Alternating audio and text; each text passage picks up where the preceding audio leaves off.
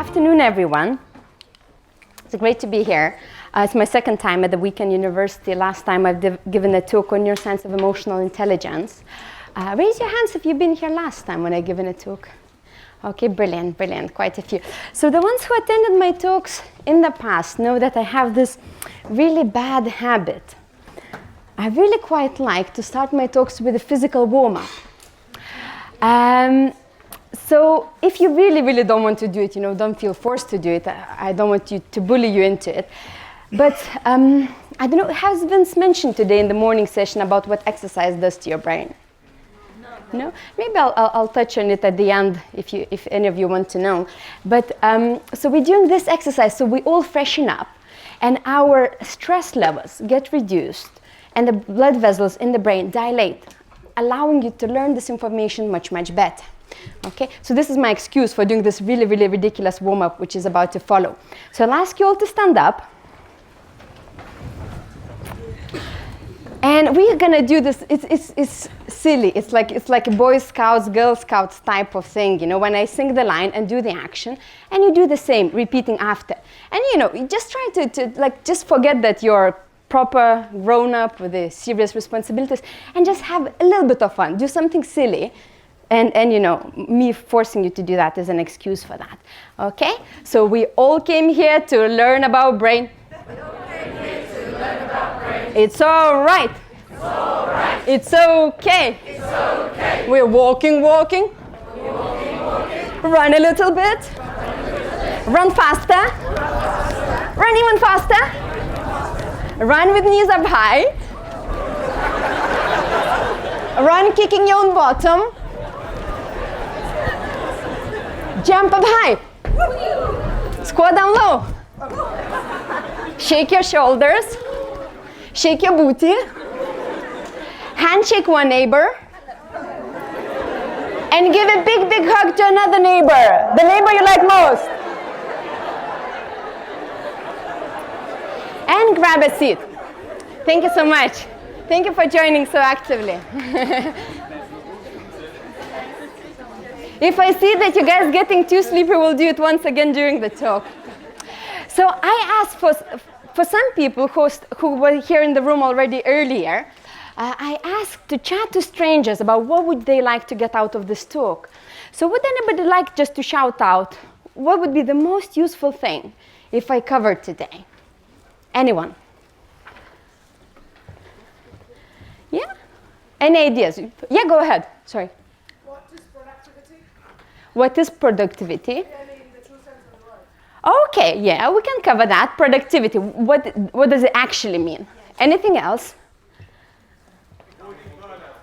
Sorry? Avoiding burnout. Avoiding burnout. Raise your hands if you feel like you do too many things and you really, really struggle to switch off, even when you have time off. We'll cover that to some extent. Anything else? Raise your hands if you have so-called constructive procrastination. What constructive procrastination means, imagine you have a deadline. Oh, I did actually that. I was quite proficient for a year with procrastination. It was brilliant. I had to write my PhD thesis.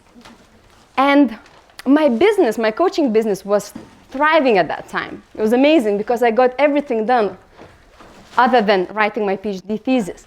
So we'll discuss about procrastination. So basically today during the talk, we'll start at actually discussing what is needed for our brains to function best, what kind of areas are responsible for different ways of thinking, different ways of getting things done. There I can touch a little bit on what actually productivity means. Then we'll discuss of why sometimes we're so drawn to multitask. And is that a good idea from the brain perspective? Yeah, I can see people shaking their heads. But most importantly, how to deal with that? If you really find yourself multitasking all the time, but you no longer know how to stop it. And I'll give you some pragmatic tips of actually how to train your brain to be so-called single focus again. Then also we'll discuss about different kinds of attention, and I give you some practices of how can we actually stop thinking if you have a tendency to overthink and struggle to switch off. what shall we do? What kind of attention system do we need to train?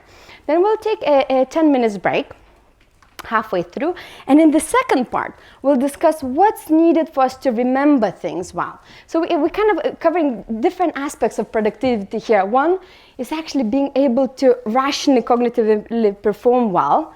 Second is actually managing your attention and getting things done. Thirdly, being able to switch on and switch off from the task. Then being able to remember things, and actually why our memory gets worse over time. And last but not least, making sure that you do the highest priority thing that you need to get done, or procrastination.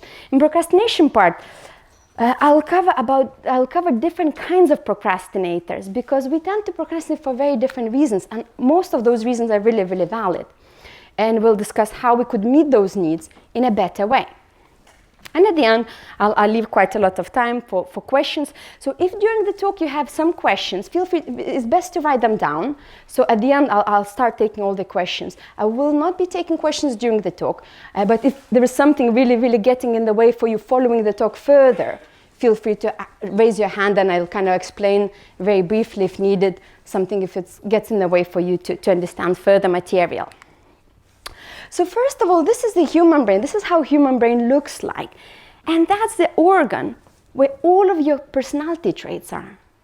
That's the part of your body which actually holds your dreams, your fears, your ability to do things, your memories. And if something happens to the brain, the functions that part of the brain was responsible for are impaired. We can no longer do those things. So brain is, in that sense, very, very physical organ.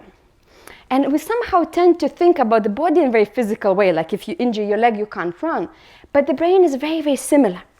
On the right-hand side, you see the brain, which is no longer alive, unfortunately. It's been taken out of the dead person and put in so-called fixative, so it preserves the structure, so it doesn't get mush. However, this brain is still alive. It's during the brain surgery, and you can see it's really, really healthy, thriving brain.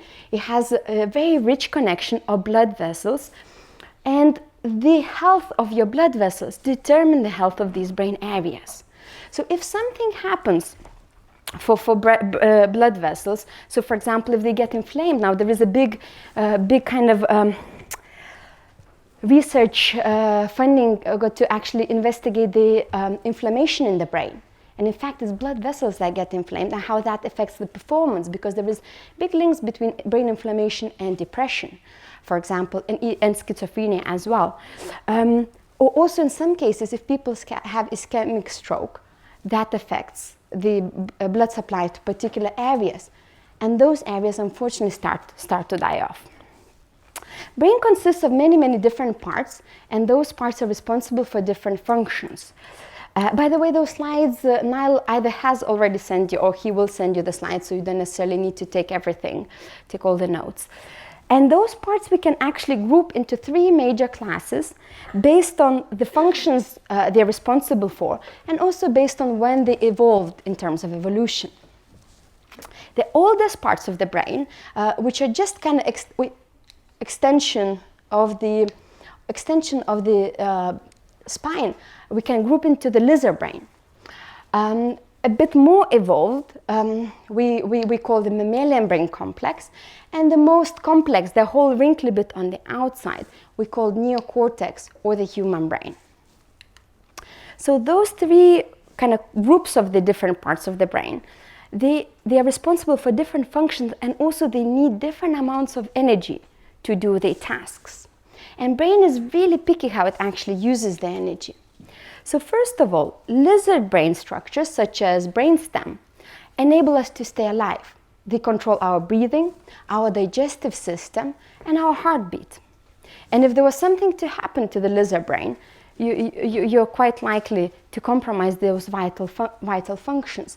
And that's why, unfortunately, when people, when some young people get really brave and jump headfirst from the bridge into the river, unfortunately, that's not a very smart decision. Full stop, because they're very likely to damage the lizard brain, and the consequences could be lethal. Also, the crucial centers of our consciousness are in the lizard brain as well.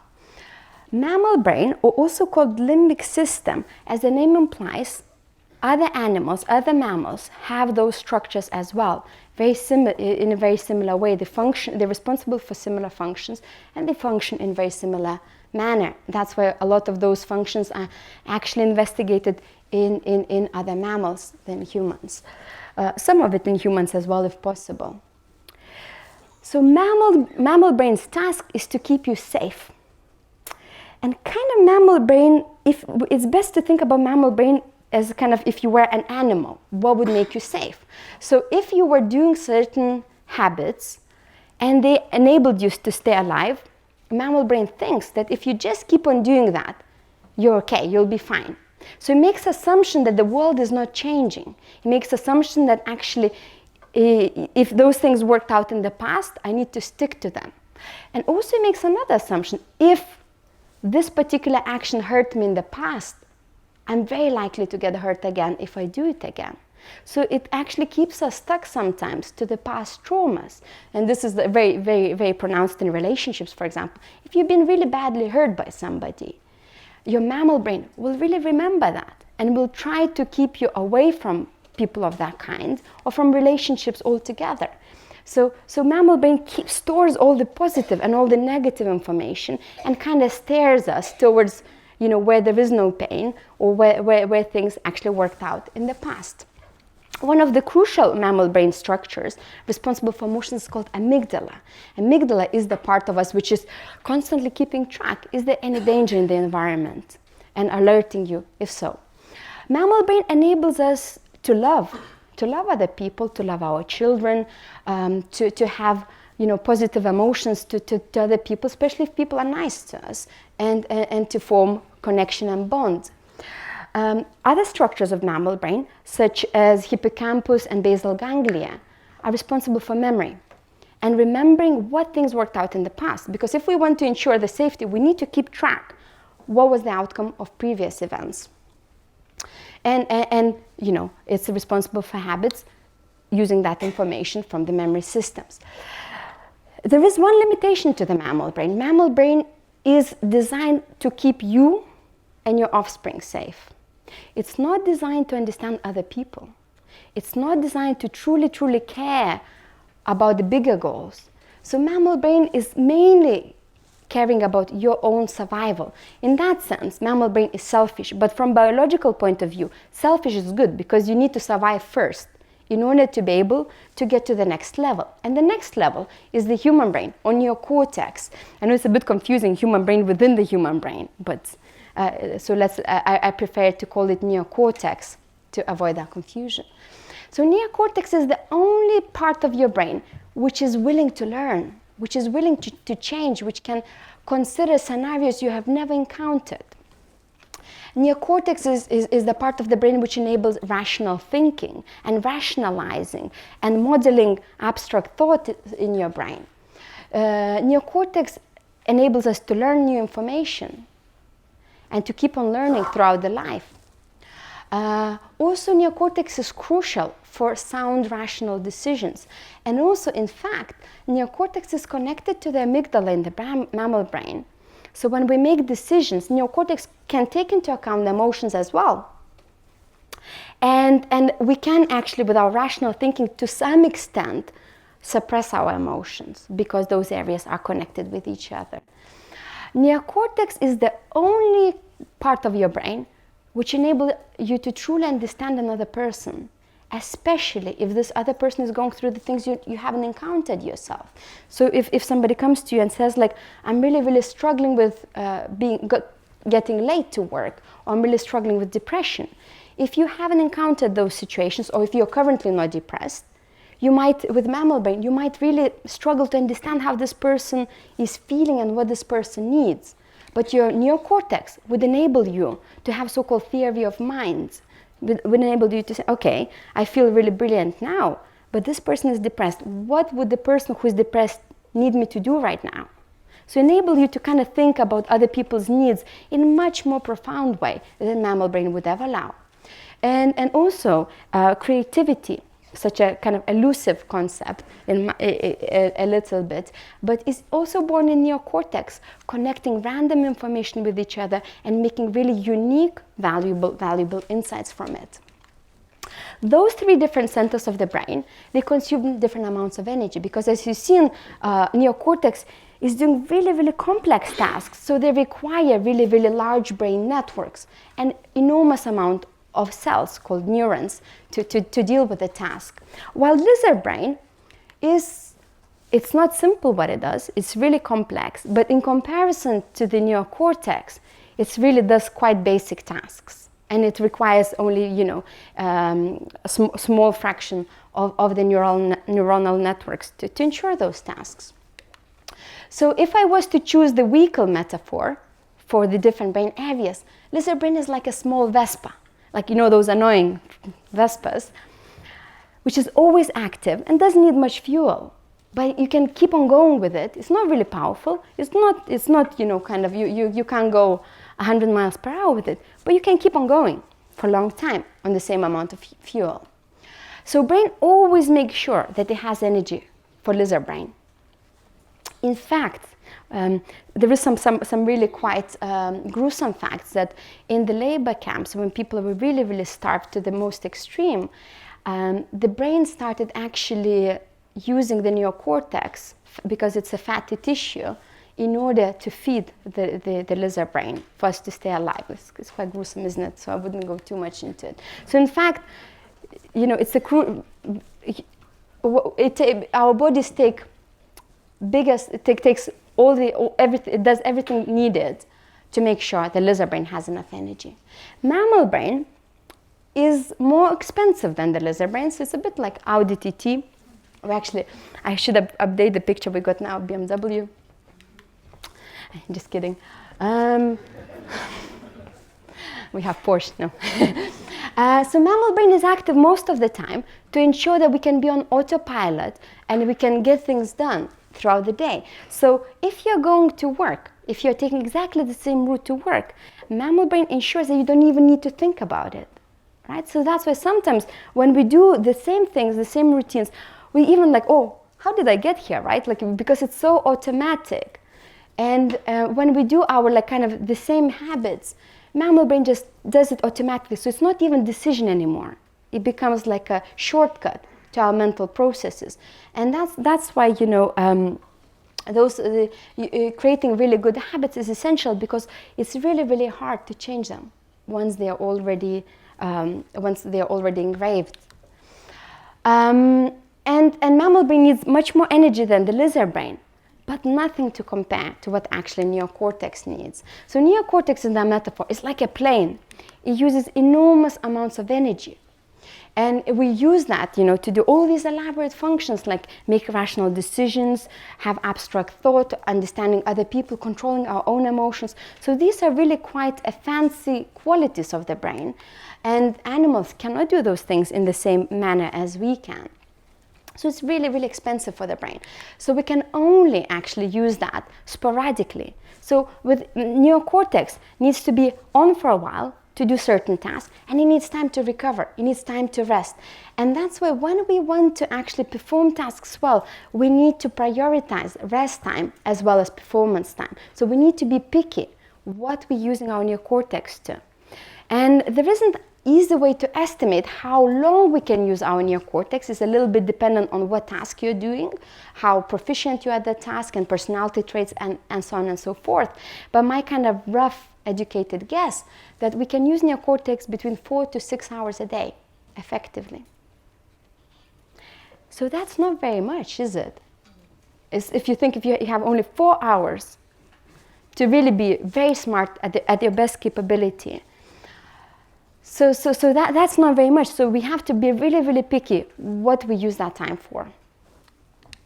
And neocortex has again, multiple functions to do in addition to rational thought. Right now, watching this talk and watching Vince's talk earlier, you're using your neocortex to a high extent, and that's why after 45 minutes we need to take a break, because right now to just view the slides and analyze what's presented in the slides, you're using the area at the back called occipital lobes. that's also part of neocortex, to analyze visual information.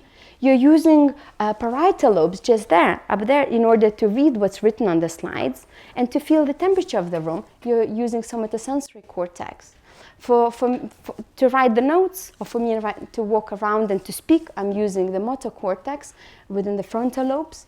And for you to understand to hear and understand what I'm saying, you're using temporal lobes on the side. So even, in addition to all those rational and profound tasks, neocortex has to do all these to process new information.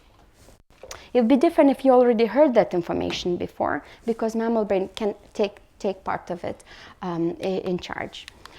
And the smartest part of the neocortex is called prefrontal cortex, and that's the area of your brain which does all those executive functions, as we call. So reasoning, planning your day, prioritizing, writing to-do lists, deciding on which tasks to do actually from that to-do list, solving whatever problems come in your way. So for example, I give you a story about problem solving. I took a train this morning from Sheffield to London. I arrived to the station in Sheffield and I realized that my train is delayed. But I had to take a train from Sheffield to Doncaster and change in Doncaster, and there was only 9 minutes time. So my neocortex actually had to work really, really hard to troubleshoot, because the train was delayed by 10 minutes, so there was no way I could make it. So I had to quickly analyze what are the other trains.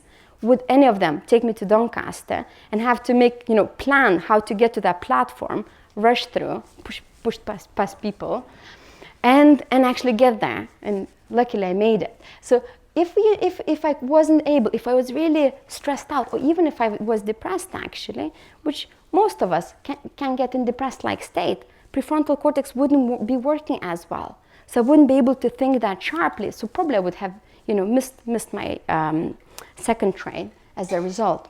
So prefrontal cortex enables us to really be sharp on the spot and analyze and make sound decisions on the spot. Also, prefrontal cortex enables us to control our attention. So if you right now, if you want I wonder what Tom has texted me right now. But using prefrontal cortex, you can say, no, now it's not the time to check my messages. I'll check it during the break. Now I have to listen to Gabija speaking. Because if I don't, she will get me dance again. And also, to have a willpower, to resist temptations, we need prefrontal cortex. Unfortunately, when we drink alcohol, prefrontal cortex activity is compromised, so our willpower is reduced, and our executive functions are also compromised. But the worst thing is that also actually lack of sleep has the same effect. It reduces activity of prefrontal cortex, and we don't have as good willpower, we don't have as good rational troubleshooting. But the worst thing is that we don't realize that we don't have, so we're basically dumb, but we don't realize we are dumb in that time. Prefrontal cortex is crucial for personality traits, for being individual, for having your own individual values, individual things that motivate you. And that's quite commonly, I've seen with some of my clients who have been depressed. I don't work with clinical cases, but some people, if you're in the job you absolutely hate, it's almost guaranteed that you will get depressed to some extent. They say I'm no longer the person I used to be. I don't even know who I am anymore.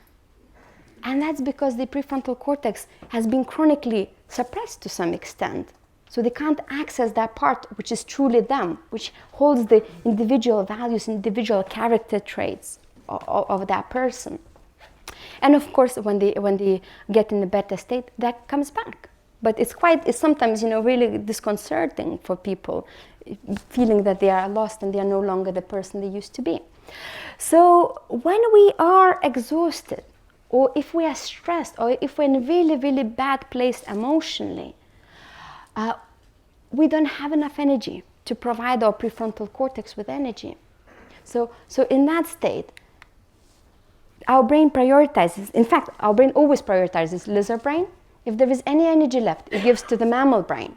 And only if there is any left, it gives to the neocortex or human brain.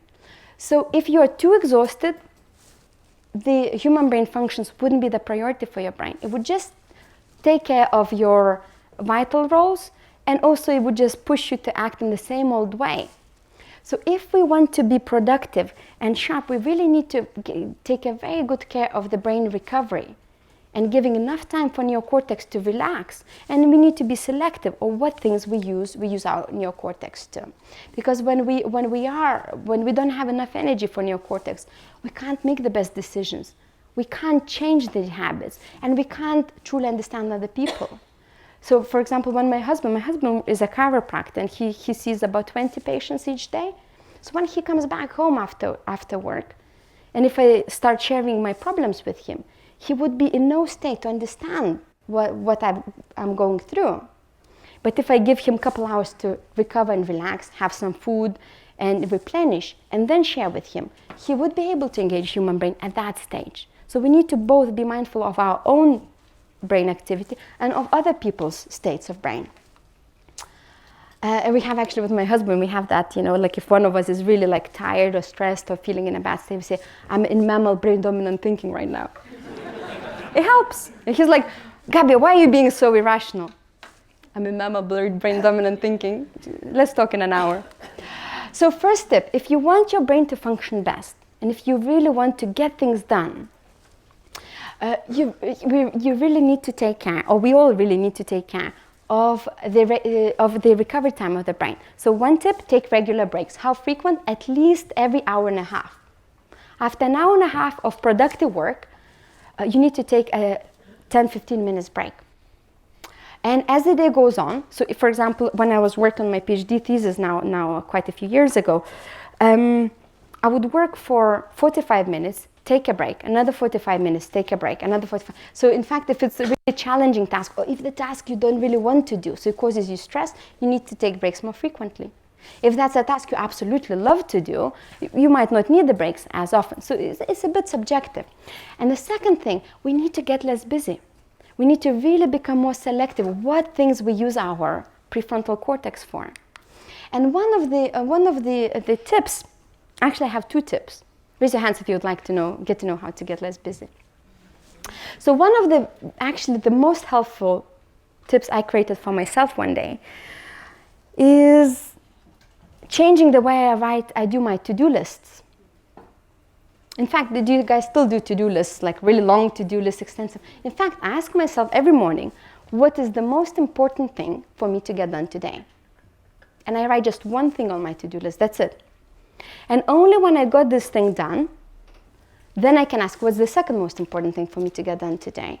Instead of writing, because what happens when we write a really long list, your human brain will be constantly thinking and weighing against, shall I do this or that? There is benefits of doing this, but then there is, maybe this one is more urgent, and so on and so forth. So your mind can't rest, and it constantly keeps processing, and that drains the power, or that drains the energy.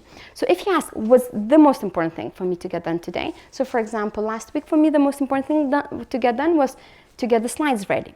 That's it. All the emails and other things could wait. I had to get the slides for the presentation. And in your work as well, what's the most important thing to get done today? And start with that. Because you're not guaranteed that you will have prefrontal cortex energy to do it later. And the second tip is the so-called Pareto principle. So Wilfredo Pareto was a biologist, and he was really interested. He was a very inquisitive man. And he noticed that in his crops, usually was 20% of plants that produced about 80% of whole harvest. So 20% of apple trees produced 80% of whole, a harvest of apples. 20% of peas produced 80% of harvest. So what he realized, if he only focused keeping those 20% of plants in a good shape, he can get most of harvest. And in some cases, it's actually the balance is even more skewed, that 10% of whole plants can produce 90% of outcomes. And we see that principle at all levels. So for example, 10% of composers created 90% of all the music, or actually I think the number is 5%, 95%, and things like that. So what you need to really go through your day and look, which of the tasks I do produce the best results. And in my experiments, when I was doing experiments on the memory centers of the brain, I really sat down because my experiments were really long. And when I'm exhausted, I suffer with migraines. And I was to a point that I was getting a migraine every single day. And the doctor was like, I can't give you as much sumatriptan because you'll get secondary migraines from medication overuse. So I was really struggling, and I sat down and I was like, okay, how can I change that instead of 12 hours, my experiments become a bit more manageable? So I really looked at which part of the experiment produced most results, because I was recording from neurons and doing all sorts of quite sci-fi experiments, and I realized that within first 2 hours, when I already start recording from neurons, I get all the data I've ever got. And other 3 hours are wasted. I never ever got any recording. So I was like, how about I reduce it by 3 hours? So instead of 13 hours, now I have 10 hours, which is a bit more manageable. Then I also got a student to help me out with experiments, so I could actually go for lunch and have a lunch break and go outside for a walk and just have a bit more manageable schedule with experiments. And that made a huge difference, both in terms of getting results, because then I could get more experiments done, and also in kind of enjoying the experiments much more. Another thing which really drains our energy is multitasking. And in fact, in the brain there is no such thing as multitasking. Majority of people, which is over 90% of people, can't multitask, which means that actually we have so-called the limits of our working memory. So working memory is the function of your neocortex, which enable you to really think about concepts relevant to what you're trying to achieve. So if you're trying to book the tickets, you need to think about what dates you're available, how much you're willing to spend for the ticket, where do you want to fly from, and so on and so forth.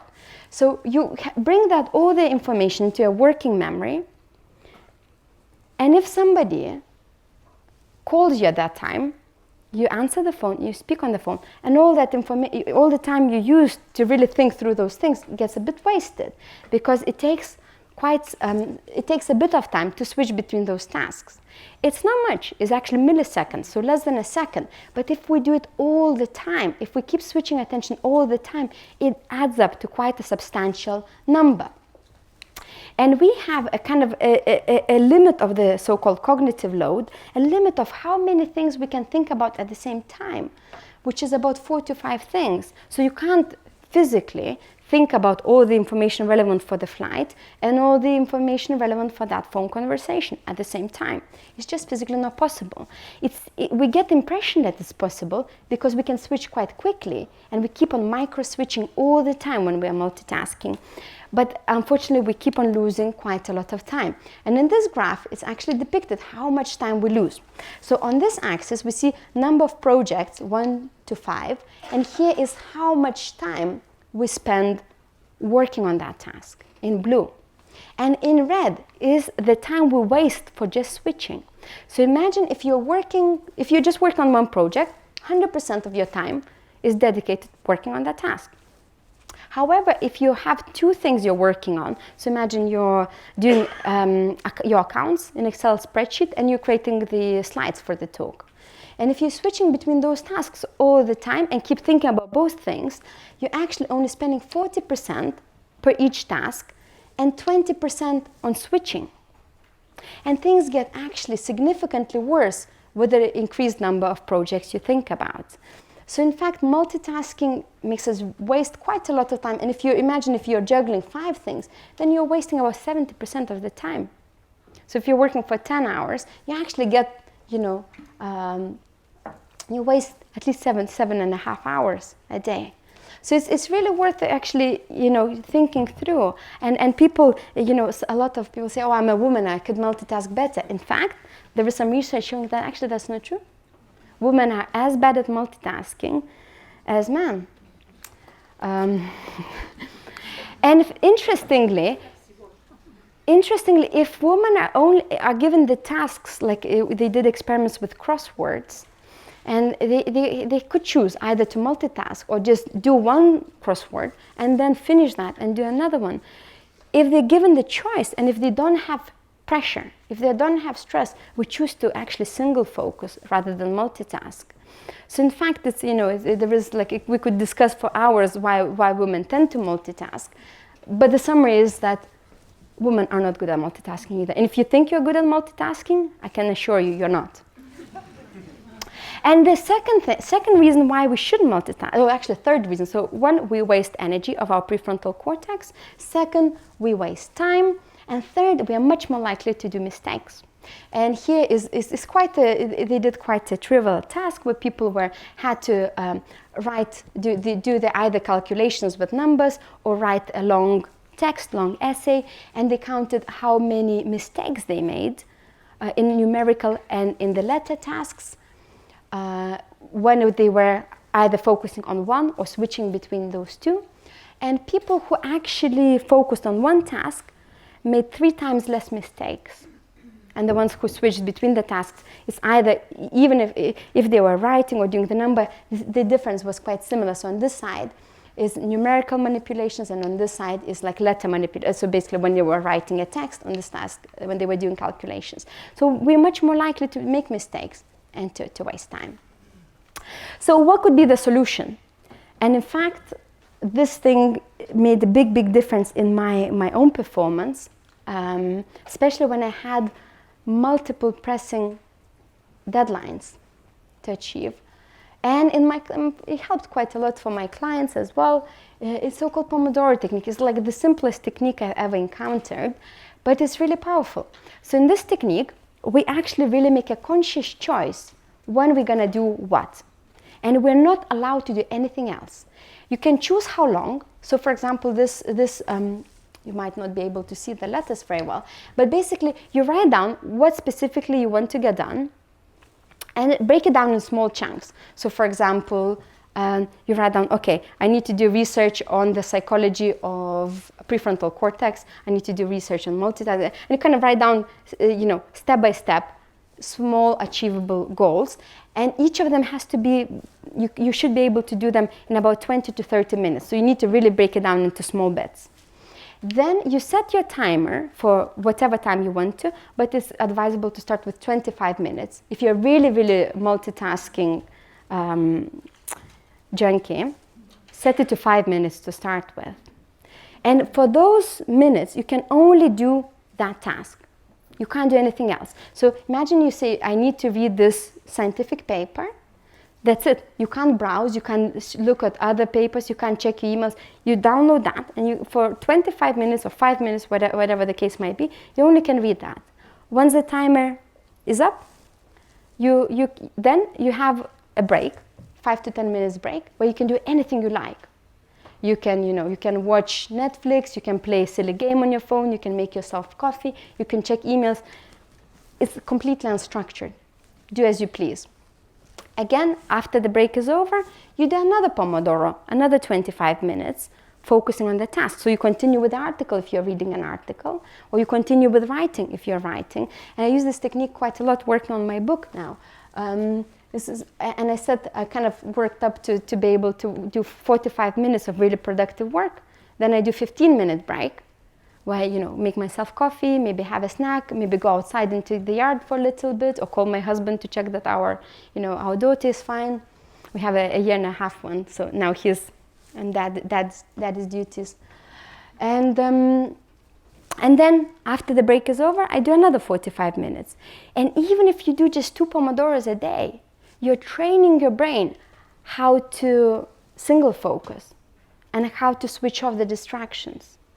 So the most useful thing of that exercise is not even getting the task done, but actually training back your brain, because your attention networks are plastic. It's training back for the single focus mode to be stronger and stronger and stronger over time. So the second tip, that actually multitasking doesn't work. We can't effectively multitask. We waste time, we do more mistakes, and we waste energy. So in fact, we need to train the brain to become single focus as needed. And we need to separate, okay, this is time for me to work, this is time for me to rest. But a lot of times we have quite unrealistic expectations on our prefrontal cortex. Say, I'll work for 8 hours and then I'll rest. It doesn't work that way. It has to be under an hour of productive work before you need a break. And regularly practicing Pomodoro technique will help you to really, focus much, much better. What else could help us with our attention? So before I can answer that question, we actually really need to look at what is attention in the brain. So in the brain, attention is created by two different brain networks. One is called the dorsal attention system, which basically helps you to pursue your goals. So if you think, okay, I'm sitting in a busy cafe, I need to book a flight. So the dorsal attention system keeps reminding you, book the flight because the prices will go up or there won't be tickets available anymore. Stimuli-driven system or ventral attention system keeps track on everything what's going on around you, both externally and actually internally on your inner mind chatter as well. So if you're sitting in the cafe, the ventral attention system is constantly, oh, what is he doing? What is she doing there? And keep constantly getting distracted. Now, those two systems are really, really important for us because if you imagine when we lived back in a much more natural way of living, and if you went hunting, you need the dorsal attention system to focus that, you need to go and hunt an animal to bring back. But also stimuli-driven system kept you safe because you need to keep track what's going on around you to ensure that you're not hunted yourself. So those two systems need to coexist. However, they compete with one another. And they keep suppressing one another. And we need that really dynamic interplay between them in order to achieve things and in order to ensure that we kind of are connected with the environment.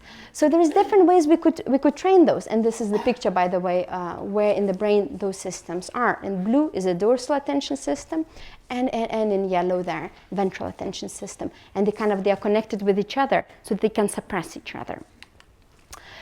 So one of the best ways to train those systems, it depends, again, what things you need to train, what things you're bad at. So there are different kind of types of meditations which can help you to train those systems. By the way, there was a really, really interesting, quite a nice article published in 2014 by the monk which became a neuroscientist, Mathieu Ricard. He written really quite a lovely article about the mind of the meditator when he explains in really quite accessible, nice manner what actually happens when we are meditating, what the benefits it has. Since 2014, there's been quite a few, other researchers confirming his findings, but there hasn't been that many more conceptual breakthroughs. Sorry? It's also very healing. Very healing, exactly. So there is two different kinds of meditation. One could help you to train your dorsal attention system, which is focusing on the task, and the other could help you to train your ventral attention system. Depends on what things you need to train. So focused attention meditation is where you really, for a certain period of time, you focus on only one thing, and that could be, for example, breathing. So if I say you breathe in, or let's do that now actually, let's try. I'll illustrate, we have a couple minutes. So now breathe in and feel the temperature of the air. Just only focus on the breathing. Hold it and breathe out. And just observe what your belly is doing when you're breathing. Again, breathe in, observe it, breathe out. So this is just very simple, basic illustration that once you're focusing on your breathing, at that time you don't think about other things. And you might not notice what's going on around you. Breathing is just a very simple thing, but you can focus that on other things. You can focus on your mental processes, on what thoughts come through into your mind. You can focus fully on what you're trying to achieve with your task. So you that kind of could work for anything. Now, mindfulness meditation practices is when you fully experience what's around you. So if I told you now look around and try to notice as many faces as you can. Look around now. Notice as many faces as you can. It's quite a beautiful room, isn't it? I love people. I love people's faces. So when we do that, we're switching on our mindfulness attention, like it's mindfulness type of meditation, but it's not a meditation in the sense that when you're just looking around, but in that way, we're allowing our ventral attention system to notice as much as possible. And the people who are really struggle to zoom out, who have really very single focus, who get stuck in the task, need to practice that regularly. If at the end of the day, you've been working hard and you can't stop thinking about it, and it's burning you out, and you constantly, I just want to stop thinking about it, but I can't. You need to practice mindfulness meditation to help that. But if you feel like your brain is really scattered, and you can't think about one thing, it's almost like, it's called diffused awareness, and your brain is all over the place, you need to actually practice focused attention meditation. And both attention practices, this research was done on mindfulness meditation, they have multiple benefits. So one of the benefits is that these are the different brain centers and how the activity changes after only 8 weeks of regular mindfulness meditation twice a day. And our prefrontal cortex becomes more active. It means that actually it gets enough time to replenish that it can function better. But most importantly, our amygdala, which is there in green, I think, in green, it gets more calm. It's no longer having so much negative mind chat. It's no longer, triggering negative emotions in the same way.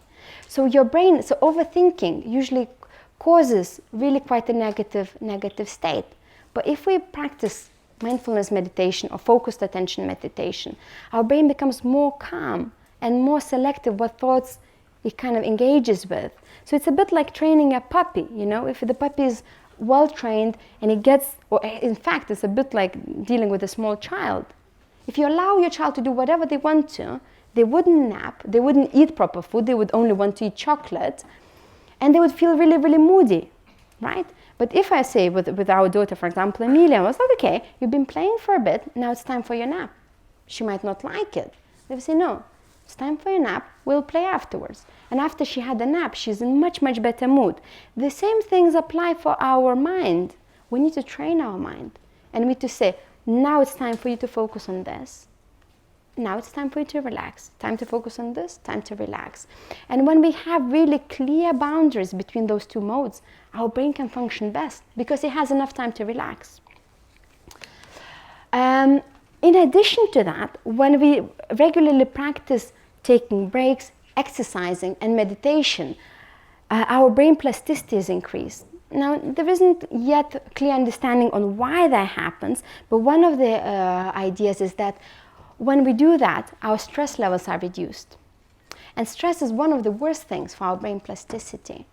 So in fact, when the cortisol levels are lower, brain plasticity can get back to the natural state and is no longer suppressed. And hence, we can learn better. So the third tip before we take a break is that regular meditation, and in general taking regular breaks and training your brain to switch off, changes the activity in your brain and switches off the amygdala, that brain area which constantly is nagging and noticing negative things, and make your prefrontal cortex to function better when you're actually doing the task. And it can even actually change the brain structures via the brain plasticity. Would you like me to show you one of the best ways I know to calm your mammal brain? Yes? Raise your hands if you sometimes feel that there is conflict between your emotional centers and rational centers. Raise your hands if you sometimes get in the state where you kind of say things you don't want to say or do things you regret afterwards.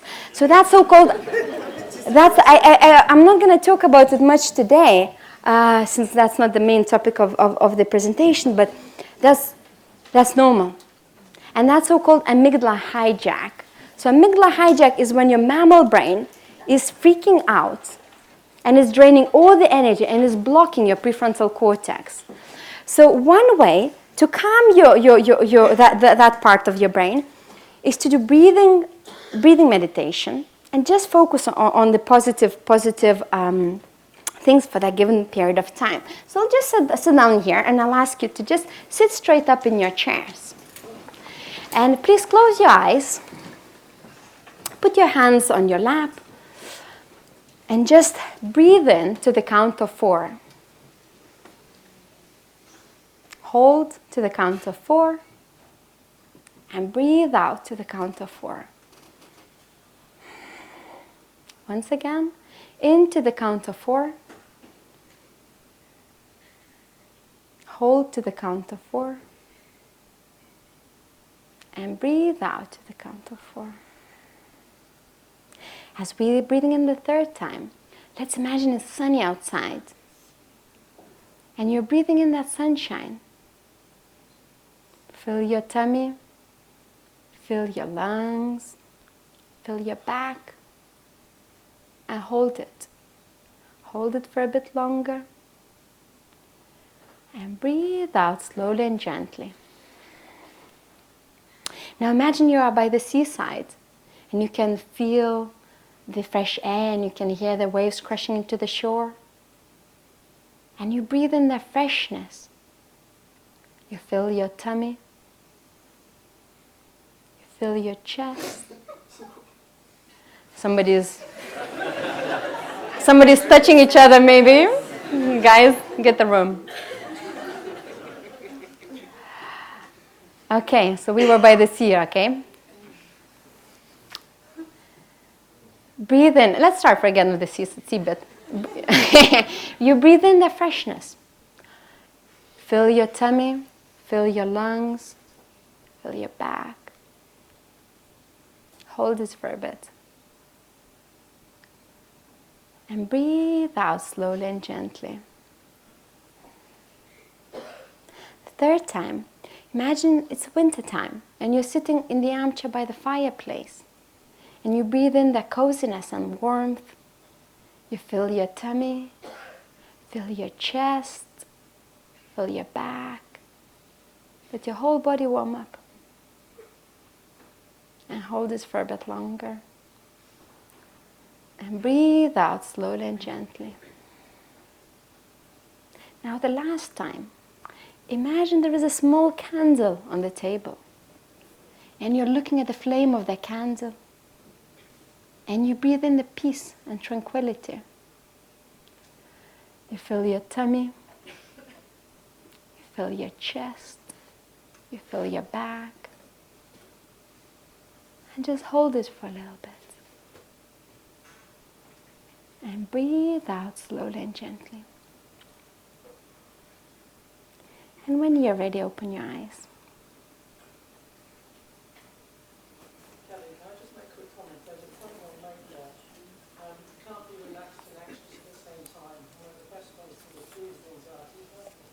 To use? Yeah, laughter. So there was a very good comment that sometimes, when we are worried about something and feel anxious, if there's something unexpected happens that makes us laugh, that's sometimes, really a brilliant thing, actually.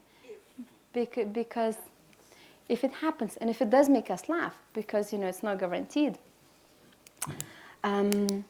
Use the oxygen to kill the adrenaline is quite powerful as well, if you can master that rise of adrenaline just to push you back with oxygen. Yeah, well, let's leave those discussions for the end, and I'll explain why we did that at the end as well. But, raise your hands if you feel a bit calmer after this exercise, right? So this exercise is particularly, we change our attention from the things which maybe were stressing us out, and we reduce the amount of thoughts by training our attention to really just focus on something neutral or even pleasant. And that changes how we feel and changes the physiology as well. Now, in this part, we'll discuss two key things: memory and procrastination. How can we actually become better at memory again? And inevitably, every single one of us get worse and worse and worse over time in terms of them being able to remember things as the time goes by. And one of the reasons being that our brain struggles to focus on things more and more. Because if we get more and more scattered attention, we can no longer acquire memories in the same way. So this diagram basically shows that if the sensory input is all around you, right? So it's the slides you're looking at, people around you, and only information you pay attention to gets in so-called sensory memory.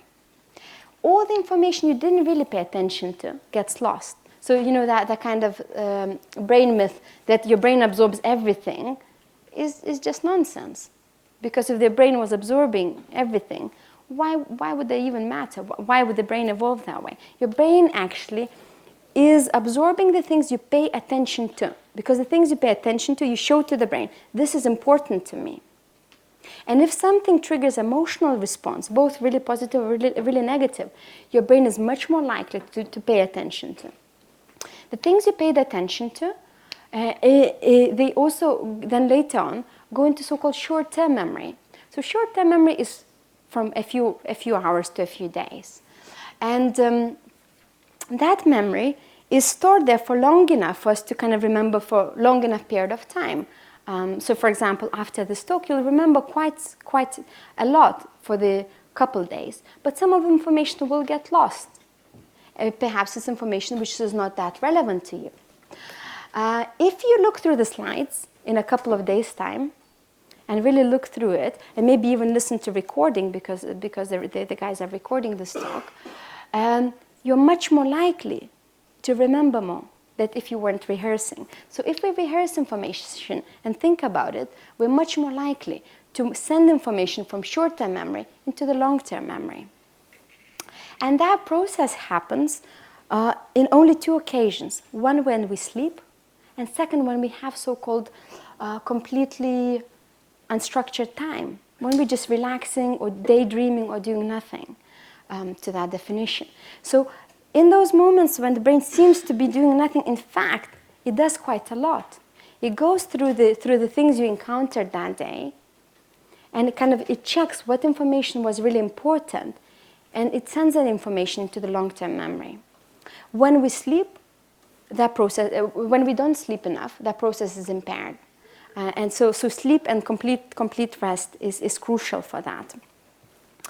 Brain area, the most important for converting short-term memory into the long-term memory is called hippocampus, and that's what I've done my PhD on.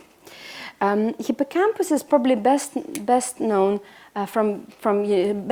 brain structure, since there was quite a lot of movies about people who had the hippocampus damage and they couldn't acquire new memories. Anybody seen Memento and other movies like that? And in fact, those movies are really quite accurate, because if you were to damage hippocampus, if you were completely to remove hippocampus, there is no shortcut. There is no way for you to acquire memories for long term. You still can access the memories you acquired before, but you just can't get new memories. And you can go on YouTube and you can check the man with the 30-second memory about Clive Waring, who has literally 30-second memory. If his wife asks him a question, do you know what your children are doing? And while he's answering the question, he's forgotten what the question was. And it's really quite, luckily, he has really lovely bond with his wife. They've been together for 50 years, I think, and he feels really safe with his wife. And he's the only person he can recognize, because he had a viral infection which damaged his hippocampus, and he could no longer acquire those memories. But he still remembers things he's done before that infection. So if he asks, like, do you know what's your job? He tells about the job he had 40 years ago. I think it happened when he was, not 40, 30 years ago, I think, in his case. His children, one of his children is now doing PhD, and he thinks that his child is doing still A-levels. So he's like not really, he can't be in touch with reality. And it could be really quite a scary place to live. So in the brain, there is different centers responsible for acquiring memories for the short term, and writing them into the long term storage. Now, why do we actually remember things so well when we're children? So the way children pay attention is quite unique, because even if child is staring at the wall, they're doing that in a really, really absorbed manner. They're really focused on that. And there is a lot of studies showing that actually the way children pay attention is 100% absorbed to that task. They might shift to something else 5 minutes later, but for those few minutes, the child was paying attention to something, is really, really 100% onto that task. And when we image children's brain, we see that the brain structure called basal nucleus, which is responsible for learning new information and paying attention to novel things, children's brain is always have that structure really, really active. And in the epileptic patients who had the electrodes put in the brain anyway, scientists asked if they could push the electrodes a bit further to have it by the basal nuclei. And what they found, if they stimulated with electricity basal nuclei of, fully grown adults, they could remember every single thing as well. So if they read a book, they could tell you word by word what was written in the book, no matter how many pages they went through. But because they were paying 100% attention on what they were reading. And in children's brain, that they have that advantage. But the most important reason that our memory gets worse over time is human brain has not been designed to remember everything. The learning is the quality which enables us to survive. So in order to learn, we need to really prove to our brain that this information is important to us, that we need that information. So we can do that with two different things. So one is paying really, really full attention.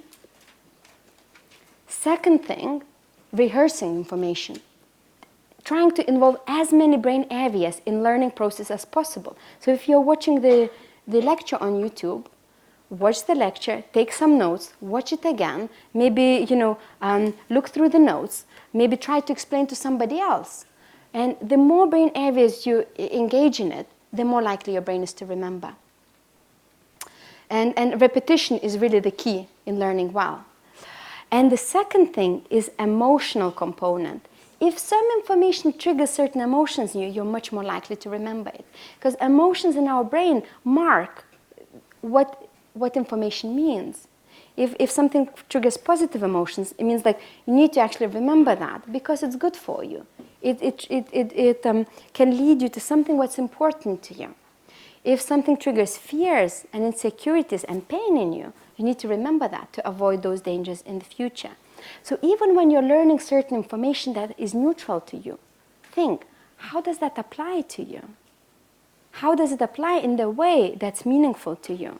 So for example, if you're learning about memory, why do you need to change your memory? Why do you need to make your memory better? Why is that important? So thinking about reasons why you're learning that, why would you want to learn that, would increase your chance in learning the information because it's more likely to trigger those emotions. And the more you link with the things which are truly, truly important to you, the more likely you are to remember it. Even people who have a stroke, some of them they can speak at all. Sorry? Some people who had a stroke, some people they can speak for 2 or 3 years or more than that. It takes them time to recover. Yeah, we can discuss a little bit more in the second bit. I can't hear very well without microphone, sorry. So if we want to remember information well, we need to pay as much of undivided attention as possible. And we need to be realistic.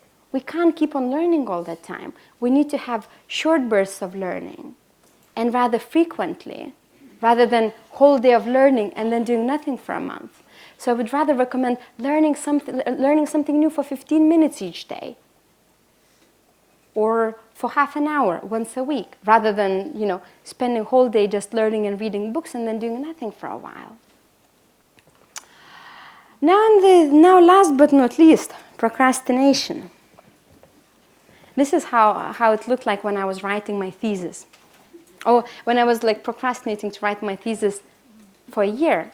But then actually I managed to write my thesis in about 6 weeks with corrections. So in procrastination cycle, we are like, I need to write this thesis, but I'll do it tomorrow. This is more important to me to do right now. Tomorrow comes, I'll do it tomorrow because I still need to do more experiments, or I need to call this person, or I need to go exercise. Exercise is good for your brain, and so on and so forth. So we have really, really strong rationalizing brain, which means that a lot of times we can fool ourselves that there is better things to do. But in reality, the reason we're doing that this task is triggering something in us we don't like. And it could be inner child, because what happens is this task can be triggering certain emotions in us we want to escape. And if we look at procrastination in this kind of classical habit loop, there is always some sort of triggers, and then action is doing anything but the task. And reward could be escaping those emotions we don't want. And triggers are different. For different people, they can have different triggers. For different tasks, we have different triggers. So one of the main triggers of procrastination is being overwhelmed. If you're working on a really big project and you don't even know where to start, as it was for me actually with PhD thesis, that's definitely overwhelming. If you say, okay, you have to write a book and you will have to defend this book in front of people who would be there to criticize your work, that's quite overwhelming. But if I give myself, today I have to write 1,000 words, that's a very different task, isn't it? That suddenly becomes much more manageable. So looking at things in much more manageable small chunks can decrease the procrastination quite greatly. Second thing is fears, different kinds of fears. So it could be fear of success, fear of failure, fear of unknown, fear of confrontation. Many different fears could trigger that. And another is actually just being bored. If you're doing the task you don't really want to do, you're much more likely to procrastinate, because then by procrastinating, you do the things you actually want to do. So there's, again, many triggers and many needs we're trying to meet. Now, talking about needs, based on which needs you're meeting as a procrastinator, you can belong to different types of procrastination. So we have there is many ways to classify our needs, but one way to do that is kind of to group them into 6 major categories. And every single one of us need to meet those needs in one way or another. And sometimes we manage to meet those needs in constructive ways, but if we don't, then we kind of fall into those, what we call bad habits. But bad habits are necessary for you to meet those needs if you don't know better ways to meet them. In other words, bad habits are just the ways you learn to meet those needs. And you need to retrain yourself to meet those needs in another way. So one first need, and it's a crucial need for your mammal brain, is safety. Every single one of us needs to be safe, needs to feel some sort of that there is some sort of predictability in the world. And sometimes procrastination is our way to keep kind of the familiar patterns, familiar activities. Also, another need is variety, because if we always kept doing the same things, we would be bored to death. And some people need constant variety and novelty. And that's why they might procrastinate, because they get bored working on the same task for a long period of time. Third need is significance. And we can meet significance with procrastination as well, or we can meet significance as doing getting good results, or being liked, or whatever that might be. Fourth, connection, or love and connection. Sometimes, you saw how many people can relate to procrastination. So belonging to the kind of type of people can meet the need of connection. Because if I meet up, with other people and say, I've been procrastinating all day, if those people are procrastinators, they would know what I mean. So we would have some sort of bond in a bit of a destructive way, but nonetheless, right? You know what I mean, right? And there is other 2 needs, which unfortunately we don't often meet with procrastination, but we meet in other ways, which is growth and contribution beyond yourself. So based on which needs you're meeting, there are 6 types of procrastinators. One is perfectionist. The second is warrior. Third, a dreamer, rebel, drama king or drama queen, and overdoer. Well, actually, let's do a bit of a... Which one do you relate? Raise your hands if you think you're a perfectionist. Warrior. dreamer, rebel. If you just want to do things your way and you want to rebel. Drama king, drama queen. Come on, guys, let's be honest. Overdoer. If you just can't say no, you keep on taking the tasks on board, okay? So we'll look at the three main types, but in the question and answer session, we can touch on the other types if you like. So for each of those types, the solution to procrastination is different. So perfectionists, they want results to be perfect, and they really struggle to let go of the task if it's not as close to 100% as humanly possible. So often, the thing that gets perfectionists stuck is having unrealistic expectations on themselves. And that's overwhelming. Because if you want to be like, absolutely amazing at the task, that's not always possible. That's not, especially given that we have time limits to it. And that can get you stuck. And often perfectionists struggle most if they are given the chance to postpone the deadline. To keep postponing deadline, because then they get the chance, they get to the deadline, I could still do better. I can't let go because it's not good enough. Let's postpone another 2 weeks, I could still do better. And it's like endless cycle. So for perfectionists, there is 3 things that can help them to really tackle the procrastination. First, having a clear deadline and having no option to postpone the deadline. Second, finding the way to celebrate things being done, focusing on actually this is done, then perfect. And that's a tricky one. It sounds easier than it actually is, but change because perfectionists get significance from things being really high quality. So perfectionists need to learn and need to rewire their brain actually to get significance from completion. And that that could help for them to really switch the mode. And it's not an easy topic to discuss. And there is multiple books actually on perfectionism and real causes of perfectionism and how to actually retrain your brain to meet those needs from rather completion rather than getting things done perfectly. Warrior is driven by fears. He keeps on worrying about so many things that can go wrong. So warrior can have a fear of failure, fear of judgment, fear of success, fear of unknown, fear of, all the other things. So warriors are predominantly driven by safety. They want to feel safe, and especially if certain things can cause really unknown outcomes. So for example, you send out your application. You don't know what's going to happen with it. You complete your PhD, you don't know what's going to happen to it. You change your career, you don't know what's going to happen to it. You get into a new relationship.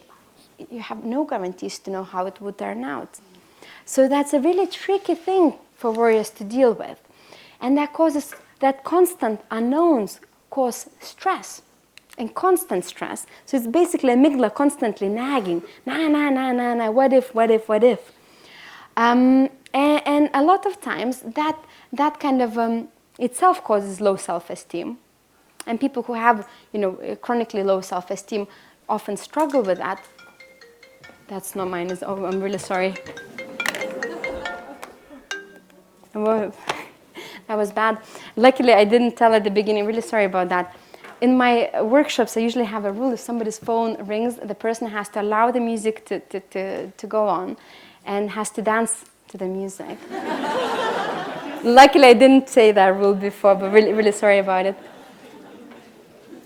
I kept it on when I was traveling, just in case my husband couldn't find something to do with our daughter, like nappies and other things. We just, we're just switching between mama looking after baby 90% of the time to daddy looking 50-50. So what are the ways to deal with procrastination for warriors? So first thing is getting real on fears. Really asking, what's the worst thing could happen? So imagine you can have dialogue with yourself or with somebody else. Imagine I procrastinate sending out my CV for a job I really, really want. What's the fear around it? What could be the fear? Any ideas? Rejection. Now let's get real on it. Okay. most likely I will get rejected. The reality is, like, if you've been applying for jobs in London, rejection is the most common thing, isn't it? So most likely that would happen. But what would it do to me? I don't have that job now. I wouldn't have it after. That wouldn't make any difference whatsoever, right? So in fact, because we put so much significance to being the way we want to be, but in reality, really getting real on what would happen if I get rejected? How would my life be different? And the answer is, it wouldn't be that different. I might be sad for that day, maybe next day. Next week I'll apply for another job. Again, what could be the fear fear of failure? Imagine you want to do public talking. What could be your fear around that? Yeah, you could embarrass yourself, that people wouldn't like what you're going to talk about. Yeah. So what's the reality on it? Well, fact is that, okay, well, first thing, you need to practice with the audience which is friendly, which is small audience, maybe your friends and so on, because this is kind of, you need to accumulate enough support to get in more challenging waters. But secondly, a lot of times, people have their own opinions, and what people think of us is not really about us. Because a lot of times when we say certain things, it triggers something in that person. And whether they like it or not, it's more about what their thinking is. So for warriors, really kind of challenging and thinking about their fears. There is a good book on that, actually. It's called Feel the Fear and Do It Anyway. It's quite a good book. It's a really old book. I read it a really long time ago. But it's really like, the main idea of the book is that actually fears, they are like a compass. It tells what things are truly important to us. Because if that thing wasn't important, you wouldn't feel anything. It wouldn't matter to you, right? But the fact that you're feeling some sort of emotions around it means that you want it. You want to try it. You want to give your best shot. So in fact, it's saying that actually, instead of, okay, I fear doing that, I'm not going to do that. Say, okay, well, I fear doing that. I'll do it anyway. And what happens, our comfort zone keeps stretching out when we keep on doing the things that we fear. Also, the second thing is very, very important for warriors to do is to do stress-reducing activities regularly. Exercise, time in nature, meditation, breathing exercises. But physical exercise, low-grade physical exercise such as walking, jogging, cycling is probably best activity. These are probably best activities for people who tend to have quite stressed out minds. But also we need to observe what activities naturally put us in so-called like kind of absorbed state. And for me is, for example, rock climbing. Because when I climb, nothing else really matters. I'm just focused on that particular route I want to complete. And for somebody it might be cooking.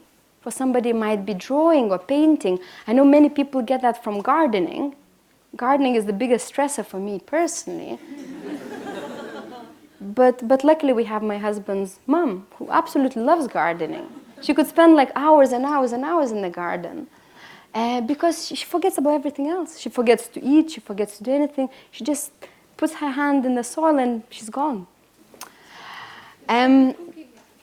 It's like cooking for some people. It's like eating for some people. Chocolate for me. Last but not least, getting support team. Because isolation is the worst thing for procrastinators. When we actually are alone with our fears and with our problems, we feel embarrassed about ourselves. But getting people who truly could understand that, who are going through similar things. Again, there is another book called The Power of Vulnerability on that. How to really like open up about things you're embarrassed about yourself. And reality is, most of us are more or less the same. Most of us feel very, very similar things. Now, last but not least, dreamer. Dreamer procrastinates for very different things. Dreamers are, I have to admit, I am quite a lot of a dreamer. And there is many names for dreamer. Scanner is another name. Renaissance person is another name. So dreamers are people who like to do a lot of things. And they kind of absorb themselves in one activity, but they get bored very easily.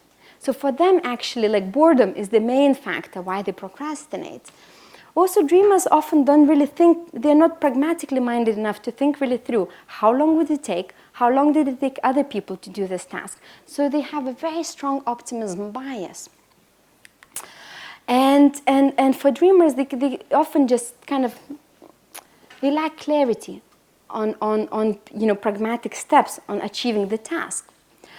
And one of the main things which could help dreamers is setting really achievable daily tasks. For other types, for perfectionists, don't struggle with that. They have loads of pragmatic tasks they want to achieve each day. But dreamers usually just kind of float around with it. So setting really daily tasks and getting really, really real on what exactly is needed to complete this task. So again, I can give example with my PhD. How long did it actually take most people to write the PhD thesis?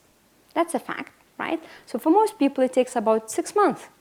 Okay, so it means that actually I need to start 6 months before the deadline. But dreamers, if led to kind of wander around, would say, I'm going to do it in a month. A month to deadline, stress levels would be really, really high, and performance and the quality of work would be diminished as a result. So we need to really accumulate the data and maybe speak to other people who achieved that task, who have done that task in the past. How long would it take? How long does it take to prepare the CV? How long does it take to do the accounts? How long does it take to do anything, or specifically what you want to try to achieve, to write a book proposal? And make a clear plan. And actually, I got my book agent is brilliant with that because she knows that I kind of work in bursts. I can work for days at hand. And then afterwards, I was like, I'm bored of it. I want to fill my seminars now. And she would call me and say, Gabija, I need this done by tomorrow. Okay, you sit down, write it for me today, and send it tomorrow. And then she would ask me, she would give a call to me regularly and say, okay, this week, I need this done. Because she knows if kind of, I could do really, really good piece of work, but after 95% of completion, I would stop. She's like, no, I can't send that to publishing houses. Get it done. So sometimes getting a bit of accountability if needed. And that's why, that's why we marry people at the end. To really remind us, no, you cannot get away with that. To keep us accountable. My husband is very good at that. Okay. Getting really, really clear plan and sticking to it. And finding the ways to reward yourself. Because rewards tend to work much, much better than punishment. A lot of us tend to punish ourselves for not doing things rather than reward for doing things.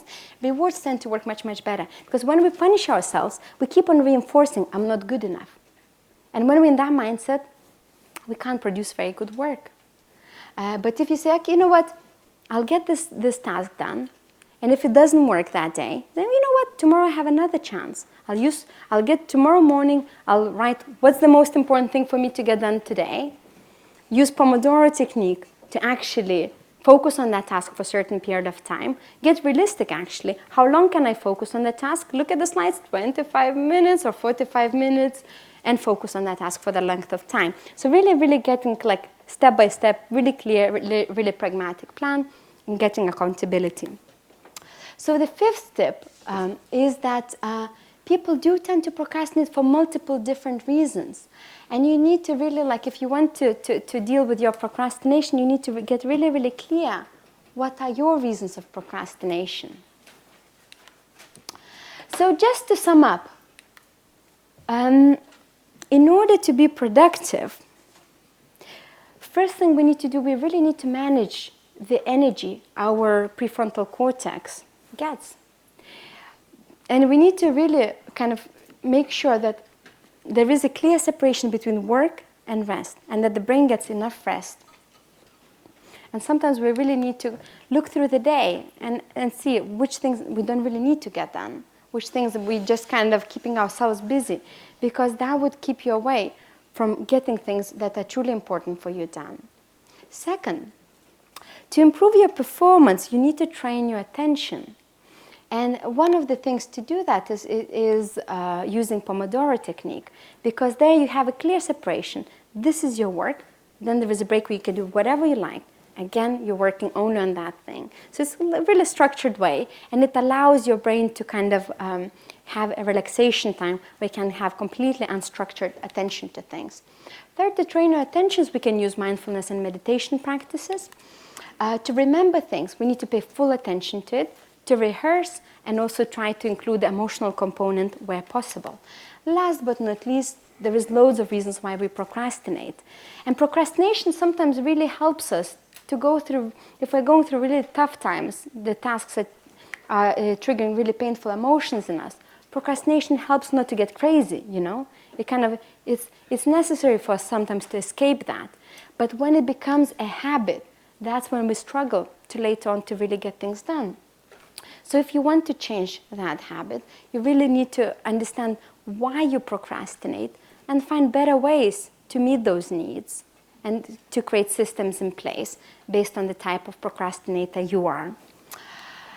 So thank you so much for your attention. I'll take questions in a minute, but I'll also want to share with you, if you do want to get in touch with me, I'll have limited amount of time after the talk. I have a train at 4 o'clock from St. Pancras, so I'll need to dash off fairly quickly after the talk. But if you need to email me and ask some really personal questions and I want to share some insights perhaps, feel free to email me or to reach me on other medias.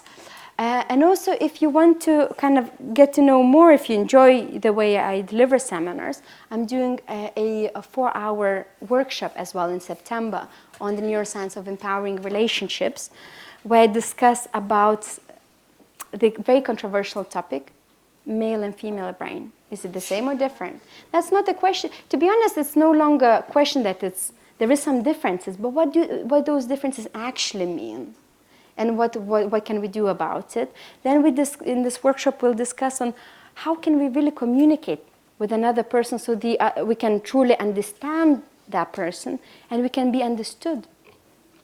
And we'll discuss different kinds of how we can influence other people. Influence maybe is not the right word. I'll discuss the different types of so-called leadership, dissonant and resonant leadership. I have that actually on TEDx talk. On YouTube, you can find, if you type my name and add the word TEDx, my talk on leadership is there as well. And I will cover that in the greater detail there. So thank you so much for being here today. I hope you learned some valuable information. And I hope you really can get some insights to keep your prefrontal cortex well functioning and your amygdala calm and quiet. So thank you so much. And what's your name? Che. So Che will be ready to take some questions and give you a microphone if you raise your hand. Yeah, we can take questions until like 3 o'clock. I think that was the first hand. Thank you for the talk.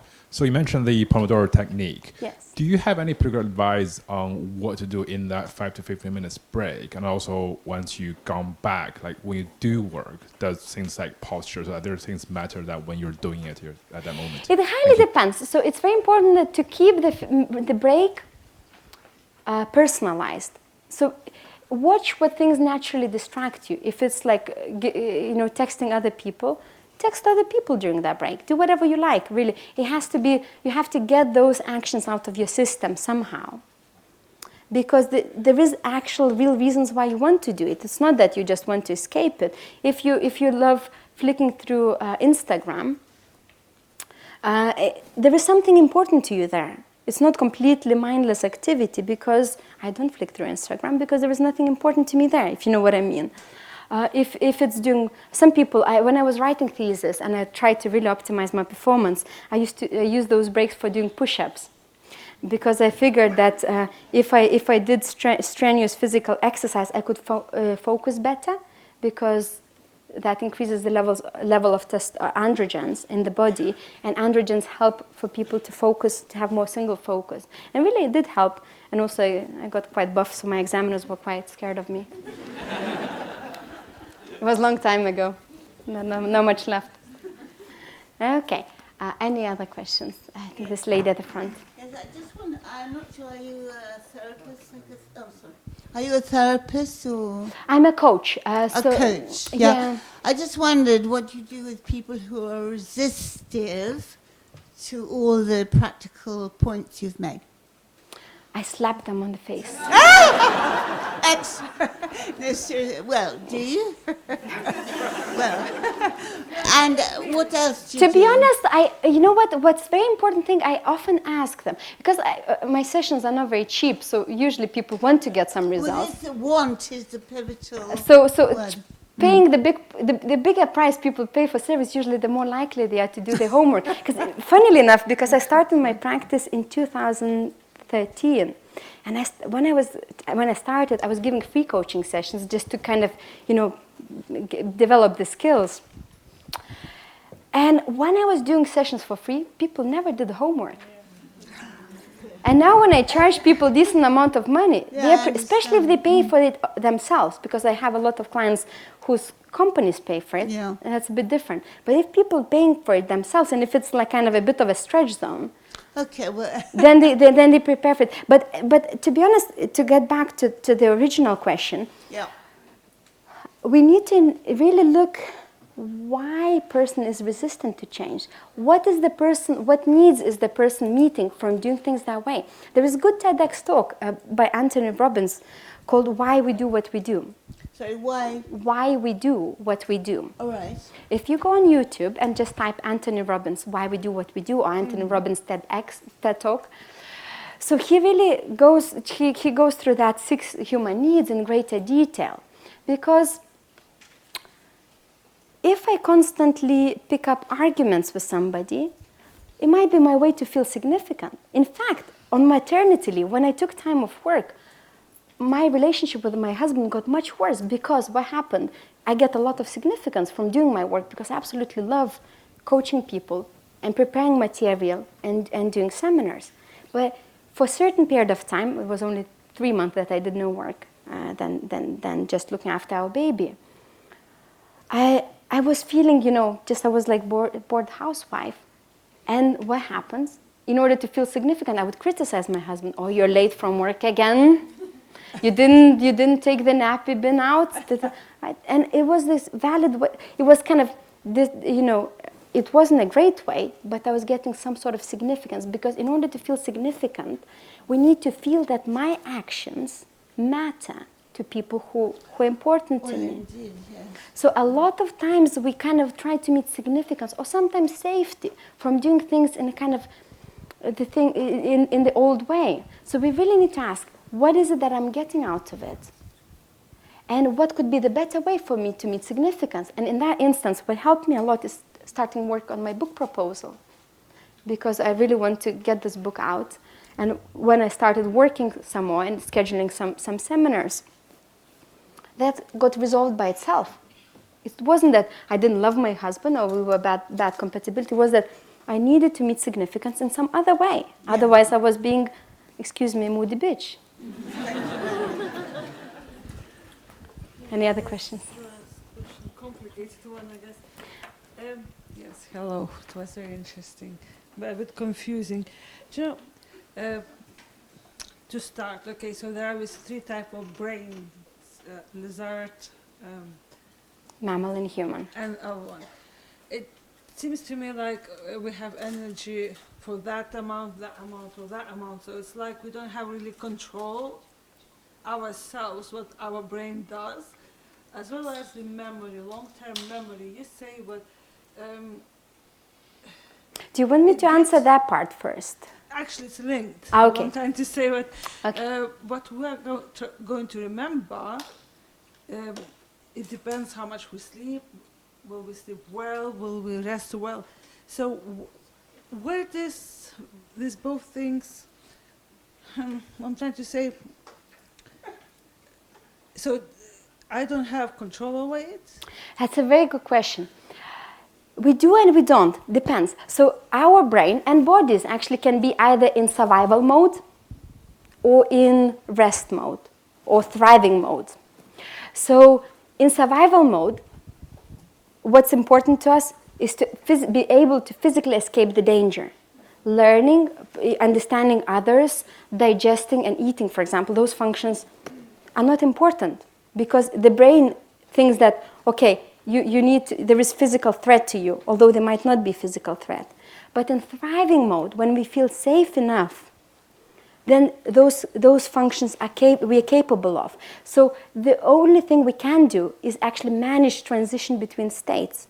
Because if somebody is depressed and they're saying, I'm really trying to remember this information, but I can't, well, actually, maybe now it's not the right time to take that task on board. How about we choose one little small task, small part of it, which you can focus on, and then when you get in a better state, then we can tackle that task. So really like choosing the tasks based on where you're at, that's very important. And also developing a toolkit of how to switch between those modes. So for example, for me, when I get in the kind of that amygdala dominant, mammal brain dominant state, I know that doing physical exercise really helps me. Going for a run, going for a walk, going climbing automatically shifts my brain from survival mode to thriving mode.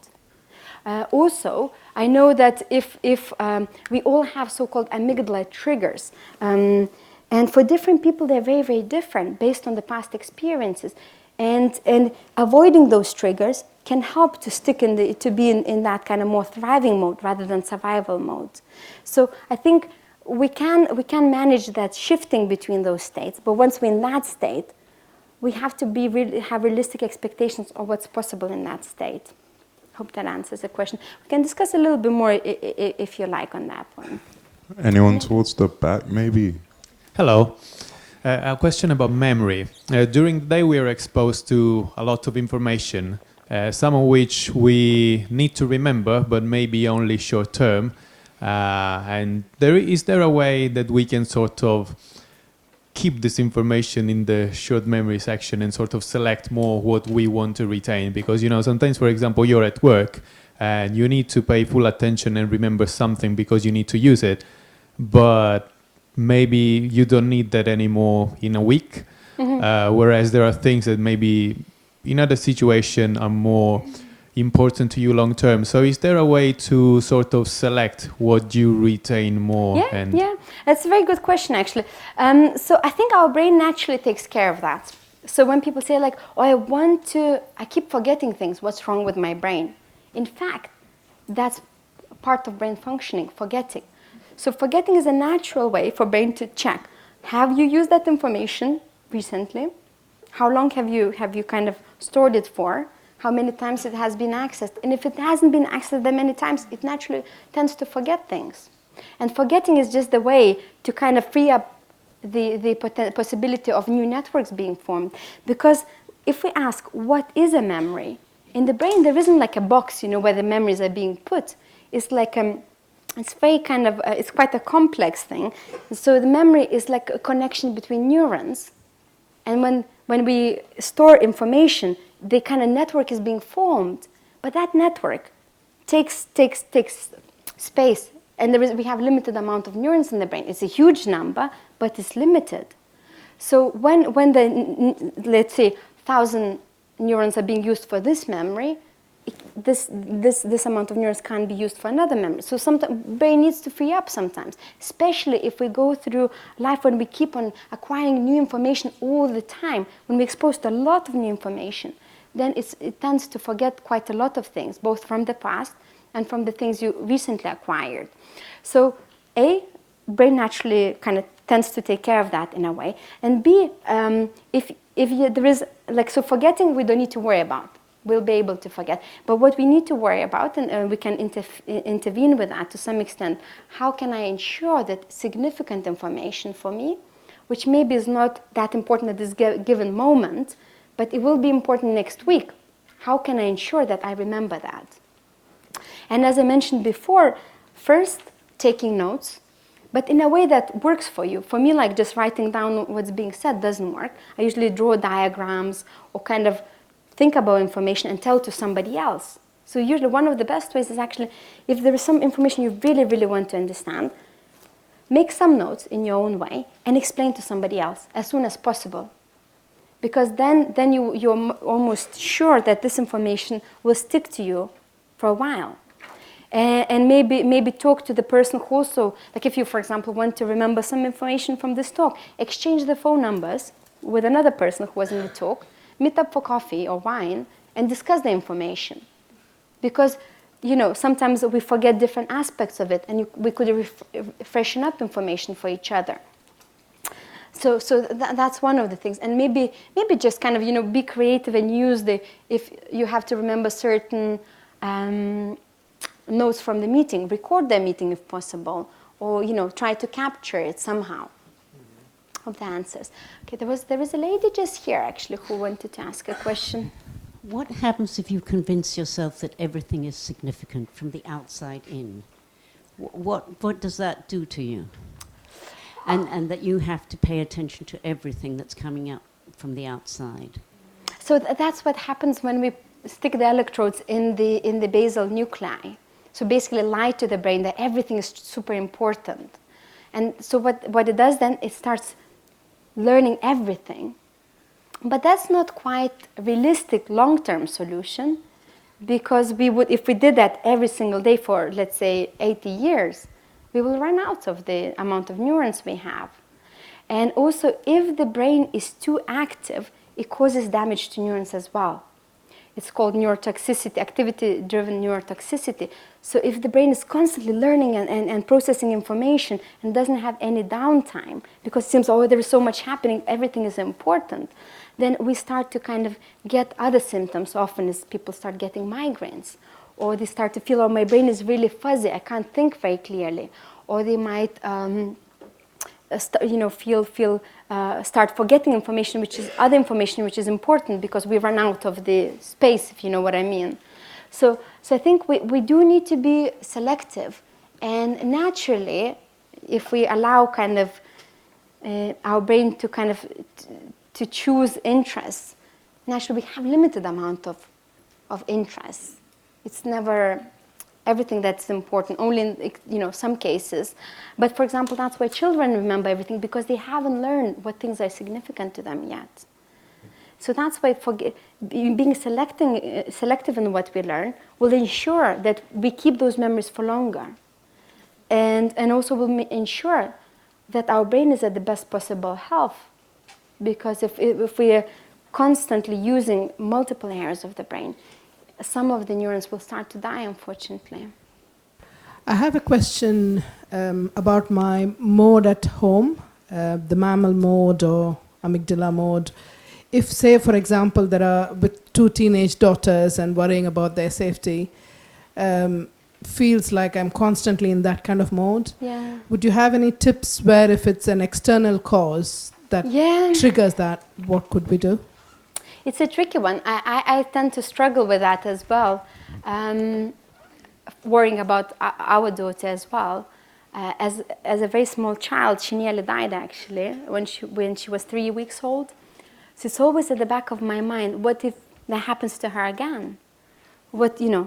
So that's a tricky thing to deal with, because especially if, for most parents, the child is at the top of the hierarchy, nothing is more important than that. So your mammal brain is constantly worrying about it. So there is, have you heard Louise Hay book? Yeah. So Louise Hay, she's an interesting lady. She started the movement of positive psychology, and she developed so-called inner child healing techniques, because those techniques like inner child is from the transactional analysis model. Inner child is really like amygdala soothing. So her like kind of positive affirmations and things like focusing on what things are good in your life help to calm down the brain. It still, reminds you that there is potential dangers there, but it gives some time for your amygdala to relax for a bit. And also but it's very important using with affirmations. For some people it doesn't work at all. On YouTube there is a lot of guided meditations by Louise Hay. You can just go and search, and some of them might resonate with you. But it's very important to personalize, because if I'm worried about my daughter's safety, I can keep on reminding that the cause which caused her health issues when she was little is no longer there. And if I keep on reminding that, or if in your case with teenage daughters, you can keep on reminding how capable they are to make their own decisions. And that the world is although there is a lot of issues in the world, but in general we tend to want to do good things to each other. We don't want to harm each other, in other words. So focusing on things which are positive. But reading news about stabbings and other things won't help amygdala. So I think we need to really kind of be selective what we focus on. Because if you focus on all the dangers in London, there'll be plenty. And if you focus on what things are good in London, like now, like you see what a bunch of people is here. and kind of keep reminding that there is lots of good there as well will help to calm your amygdala, because your brain naturally will be noticing negative things anyway. So focusing on positive things, we just keep on things balanced. And so it's just like we need, because the brain, there is one evolutionary kind of theory of why the brain developed so neurotic, if you like, is that if people were too optimistic and just wondering, shuba-duba-doo, bush is moving, it means it's just the wind, those people were eaten in savannah, So only the ones who said like, oh, it might be tiger, and ran away, they survived, So I think, unfortunately, we all are predisposed to noticing more negative than positive. And that's normal. That's how the brain is. That's amygdala's job. So we need to expose the brain to the other part. Thank you. Okay, do we have time for more questions? Or It has hit 3 o'clock, so big thanks to Gabby for the talk. Thank you so much. Thank you.